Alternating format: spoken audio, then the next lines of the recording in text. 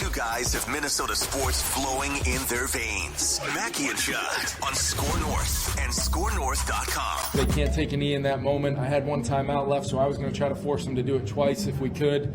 And you just know the critical, sometimes it seems simple, the quarterback center exchange, the ability to try to get that ball out from your 1-inch line. We work on that, we talk about it, and our guys not only being a legal play to kind of knife in there and get the ball, but Eric Kendricks ending up with it, and that was a huge, huge moment. To hopefully thinking we were putting that game away, but then just like great teams do, they battled right back, and we just kind of continued to have to trade those blows, body blows, haymakers, and just try to be ready for the next snap. It's nice to have a coach that values and understands situational football till the end, boys. There it is. Did he basically just say, we practice that? Yes. Because he kind of said, Yes. yeah, when it's going to be hard for them when they're on the 1-inch line. Like, it's also more incentive to go for it because, hey, well, if we don't get it, they could wind up in their own end zone for a safety, and we get the ball back anyways. And anyhow, he said post game, we practice it in training camp and in practices during the season. Situational football. That's right. That's what it's all about. Anyhow, get the flag, Judd. Go get the flag. There you go. We're gonna wear those labrums out. We're gonna wear those rotator cuffs down to the bone. Come back here, notes. My notes are long way. Pick them up.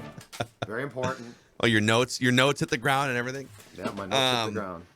This is Mackie and Judd, daily Minnesota sports entertainment, therapy, speculation, celebration on a day like today where the Vikings are 8-1. If you missed anything we've done on Purple Daily the last 24 hours, Vikings Vent Line became the most consumed episode of Purple Daily ever off that win yesterday, and also a follow-up episode on this Monday. But this is a statements edition of Mackie and Judd, gentlemen. And if I could, I'd like to start you guys out with a statement about the fourth quarter pharaoh, the dagger doctor, the overtime oligarch, Kirk Cousins.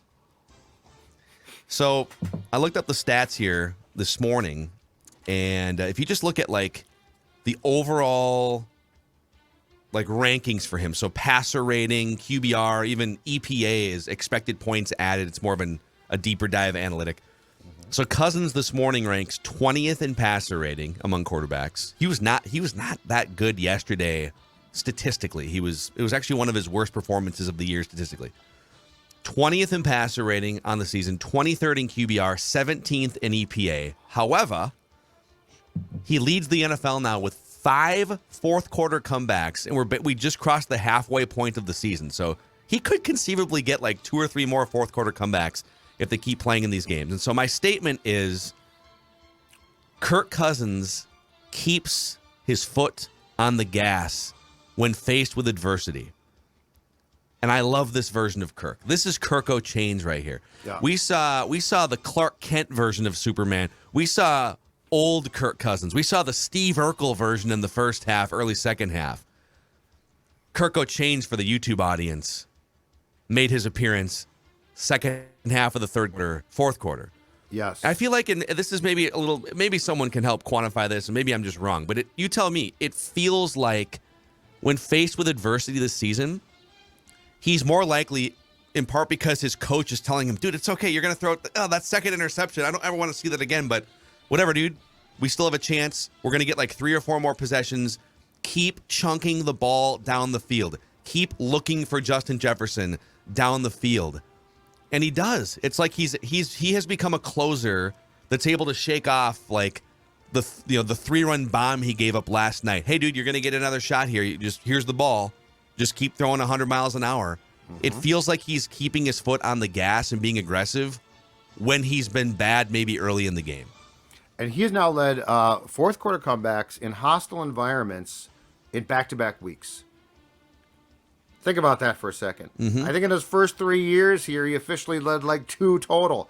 Yes.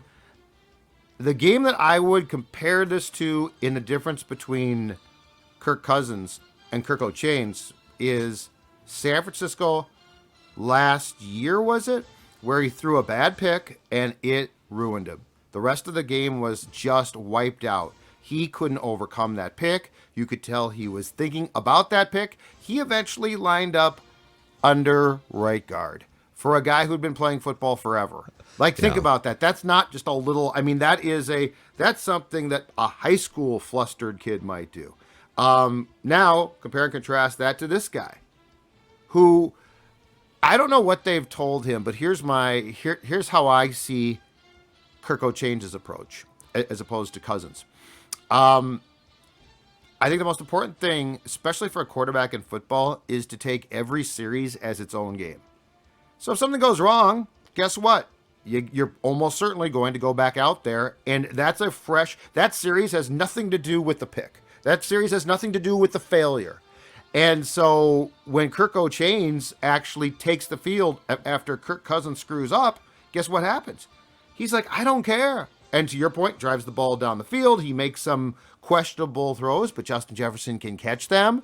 I give him a ton of credit for perseverance now, because we never saw this even close before. And don't give me the Saints game. That was a one playoff game, and that was a nice throw, but come on. This is a different person who is controlling the game at times. I'm with you completely. Yeah, it's almost like a consistent overcoming of adversity and flushing of the bad moments. Yep. Just like some of the passes. Think about how many games you've seen in the last handful of years where, like you said, some bad things happen or the opposing team gets pressure, and then all of a sudden it's just like a check down fest and Justin Jefferson disappears. These games, even last year, there was games, back-to-back games where, all right, Jefferson gets targeted 5 times, 4 times. We're just going to completely go away from what the game plan was for the 6 days leading up in preparation. And these last 2 weeks, against really good pass rush fronts and road environments, early in the game, you're getting kind of punched in the mouth. Middle of the game, adversity hits, and you just find a way to put the mouth guard back in. No, we came in saying that Justin Jefferson's going to be a star and he's going to get 12 targets or whatever. We're going to make that happen. Mm-hmm. And they stuck to it, and it's the reason why they ultimately won the game. All right, my first statement is this. I have watched this team consistently since 1978. This was a top 5 regular season game for the Vikings in those 44 years. This was a top 5. Hell, it might be a top 3. But I was racking my brain trying to think of regular season games. Mm-hmm. So, because the playoffs, it's not fair. I came up with the 1980 Hail Mary, Kramer to Rashad against Cleveland at the Met. The Miracle at the Met. 2009, the Metrodome, Week 3, Favre to Lewis touchdown pass. Moss's huge games against the Packers and Cowboys. Peterson's record-setting game was a great moment for an individual player. Yeah. But as far as excitement in a regular season game goes, and as far as intensity, and, keep in mind, this was Week 10. This wasn't Week 18. This to me is a top 5 and probably a top 3 game that I have ever seen the Vikings play in the regular season. Yeah, and every year there's like 2 or 3 just great kind of back and forth games, but if you filter out anything that didn't include a matchup against one of the 2 or 3 best teams, a Super Bowl contender, right? Right. Because they've had games again. There was that Ravens game where they went back and forth with kick returns and stuff, and there's been some fun Packers games. I guess there's probably a couple Packers games we're missing in here too, but just the stakes. Right. And this was the measuring stick nature of this game, trying to figure out to what degree is this team for real. I would feel largely, in fact, actually, you know what? I'm going to save this statement. I have a take, but I'm going to save it for after Dex here. All right, okay. All right, so my statement is the Vikings have had their Super Bowl contender moment. So the 4 most prominent seasons in my lifetime are 98, which I don't really remember. I was like 5, so I don't really have a conscious memory of that, but I know just every Vikings historian will tell you 98 was fun. It was 15-1. That Super Bowl contender moment was probably the Randy Moss game, right, in Lambeau, that you can probably signify of, oh, this is for real. Randy Moss just went into Lambeau Field, beat the Packers in their barn. They hadn't won there in years. Like, it was a signature moment of the Vikings and Randy Moss are for real. 2009, it was obviously the Greg Lewis play. Brett Favre to Greg Lewis in the back of the end zone, and you finally realize, oh my gosh, This isn't just a QB manager who's handing off to AP. This is Brett Favre at its peak, and we're going to ride this thing. 2017 for me, it was the Rams game when there was number one offense versus number one defense. Sean McVay came in here, and we all kind of thought, I think a lot of the national pundits thought, all right, yeah, Mike Zimmer's got a nice, fun defense, but Sean McVay is the sexy young hire. He's going to come in there and show that defense doesn't matter. And Mike Zimmer put on a clinic and put a clamps down on the number one offense. And for me, at least, that was that moment in 2017 that I thought, okay, this is for real. This is a Super Bowl contender. And yesterday's moment against the Bills, the win against the Buffalo Bills, I think was the 2022 Vikings Super Bowl contender moment. The fact that they were down big, they were able to overcome adversity. Yeah, they got a few breaks too here and there, but they beat probably the Super Bowl favorite in Buffalo, and they were still figuring out ways to win. I think that will be the moment that we'll probably look back on this season. Now, the problem is with 98, 09, 17, never actually made it to the Super Bowl. Those are NFC Championship game seasons, but I think this was their Super Bowl contender moment. Those teams had signature moments previously, and I think this is this team's Super Bowl contender moment. Yes, I'm going to piggyback off that with my next statement. This was the game that showed you what you're capable of. And my statement is, you're probably going to lose games between now and the end of the regular season because you're probably not going to go 16-1. Mm-hmm. But it doesn't really matter because, as Kirk even said in his post-game press conference, we are now gaining that. I can't remember the way he phrased it, but it's like we're gaining now the reference points needed to show what we're capable of. Yep. So even if you have a letdown, maybe you have a letdown or something and Dallas beats you or whatever, you lose a game against the newfound Jeff Saturday Colts or something. Like you're probably going to lose a game or two and people are going to freak out and panic and say that this team's a fraud or whatever it is, but you don't have to give back the equity that you've built now, and you get to carry that forward even if you lose 2 or 3 games. Like, they have shown what they're capable of at their peak, and they can beat one of the best teams in the NFL in their home stadium. So that's all. I'm just kind of bracing people for, I know what happens with Vikings fans. You ride the roller coaster. Oh my God, everything that they built up, all the goodwill is washed away because they lost to Dallas or something, or Bill Belichick beat them on Thanksgiving on a short week. It's like, no. That stuff happens to every team. Buffalo's got 3 losses this year. The Chiefs have lost. The Chiefs are going to lose another game at some point. But not many teams have this feather in their cap, a road win on a stage like that in a game like that. Well, and wins like this just consistently, right? Like, I mean, that has to do something to embolden you when you are consistently, and I know it's hard on the heart, but like, you look at the amount of games now that this team has won, tight games. That's the thing about, let's see some blowouts. Okay, blowouts don't really test you.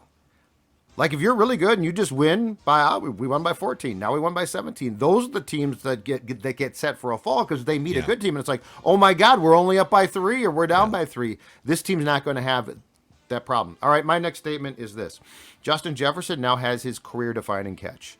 The 4th and 18 catch. Everyone who is a Canton-bound superstar great has a defining catch.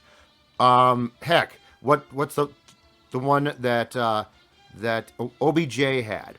Yeah. And I don't know that he's going to Canton. It was that catch, except there wasn't a No defender defender. with 2 hands Right. on the football trying to rip it away. But I mean, that was the one where it's like, oh my God, this man makes one-handed catches. And I'm not saying that he is a Hall of Fame player, but I am saying that became the career-defining catch for him. Yeah. Well, Justin Jefferson, if he didn't have it going into Sunday, does now. 4th and 18, circumstances are incredibly tough. Pass is not great. Pass looks like it's going to be picked off by a guy who has 2 hands on the ball behind him, and instead of it being picked off, he takes his one hand, rips the ball back, and comes down with it.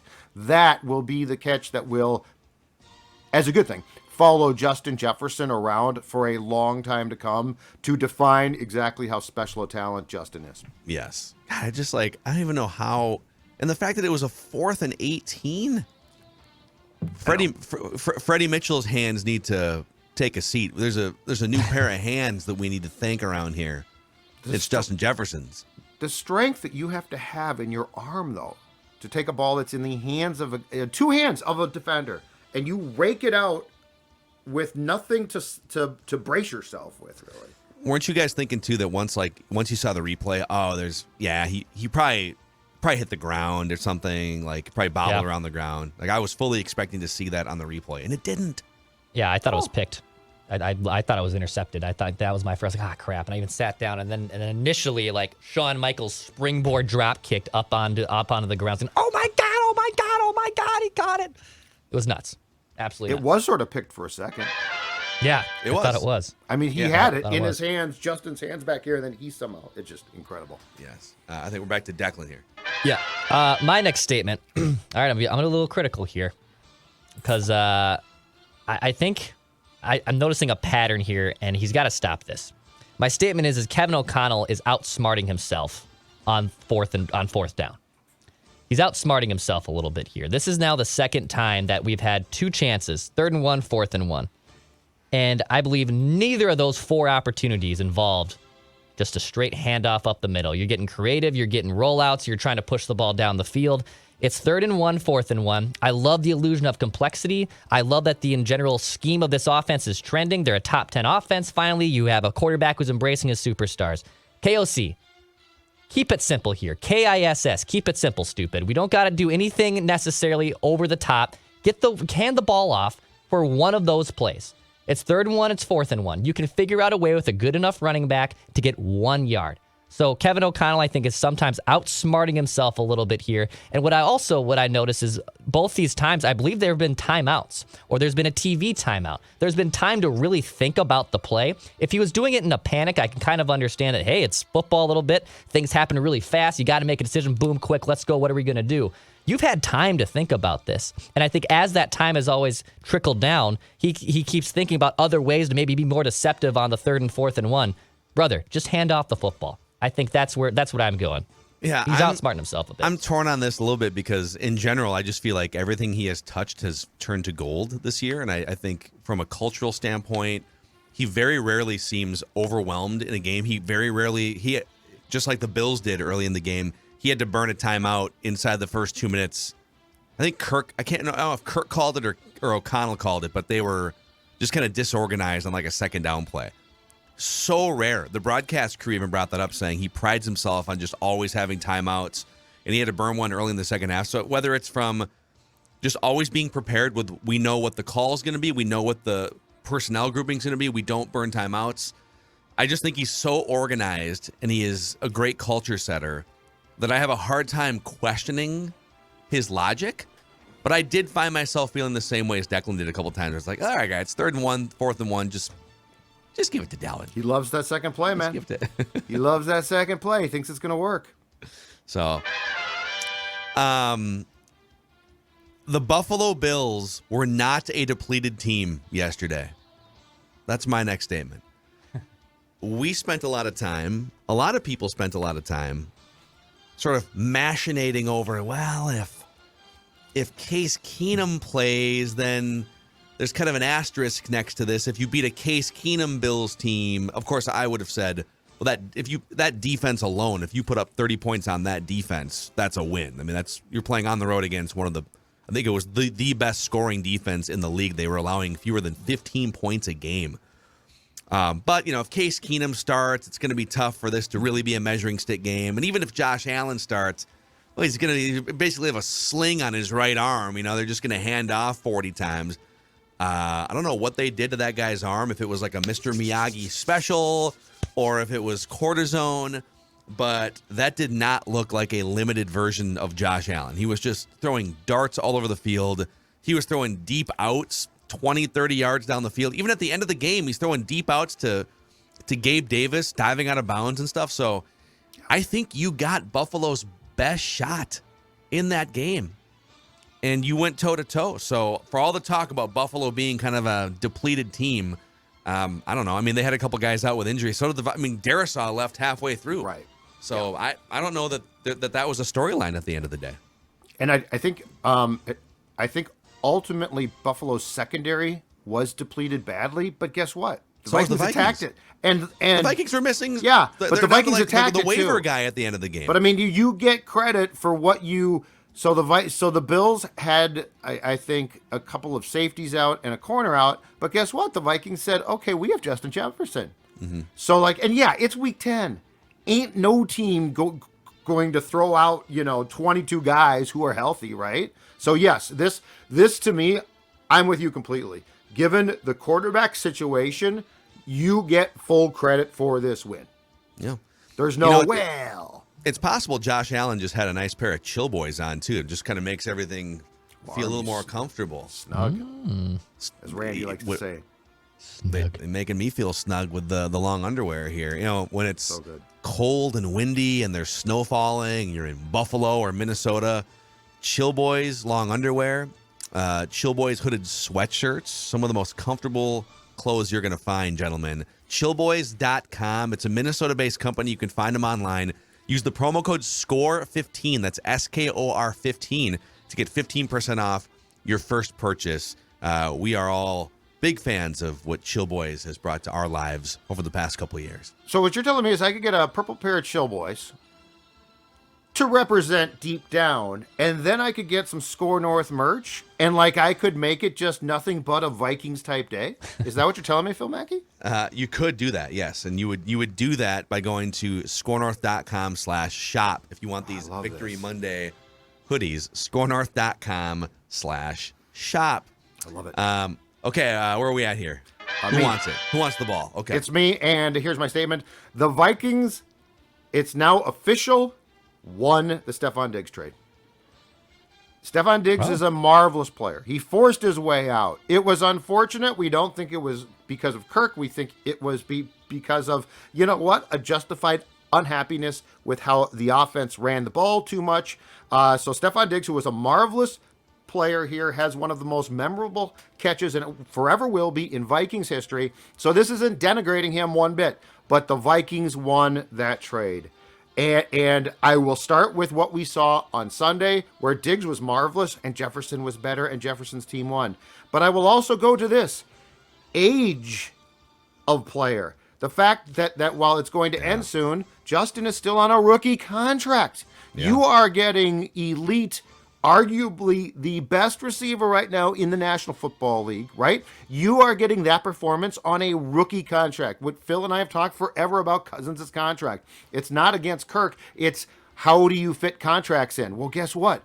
This guy is making one-handed catches, ripping balls away, and he is being paid on his first contract. I don't know that there's any metric that you can look at right now that would lead you to say that the Vikings did not, by securing the Buffalo draft pick and being fortunate enough for Jefferson to somehow drop to that pick, that the Vikings did not win that trade. I think we can call it now. We can call all the precincts have reported the Justin Jefferson, Stefon Diggs swap, essentially, advantage Vikings. It's the type of move, the type of savvy move that would get you a long-term contract extension if you're a general manager in the NFL, right? It's the type of just value at the 33rd move team. that would, yeah. With the 33rd team. Yeah, sorry, Rick. Rick, thanks for the fleecing of Buffalo and for the franchise left tackle, but you're fired. See ya. Peace out. Yeah, but I mean, it's great. It is great, yes. Also, a shout out to our friends at Federated Mutual Insurance Company. Federated, been around for over 100 years, helping maximize businesses, and they measure their success at Federated by the success of your business. So you're very much tied together like a coach and a quarterback, but they provide a great guiding hand, just like KOC does for Kirk, helping maximize his success. Risk management tools and resources, and over 100 years of expertise and credibility. Federatedinsurance.com, where it's our business to protect yours.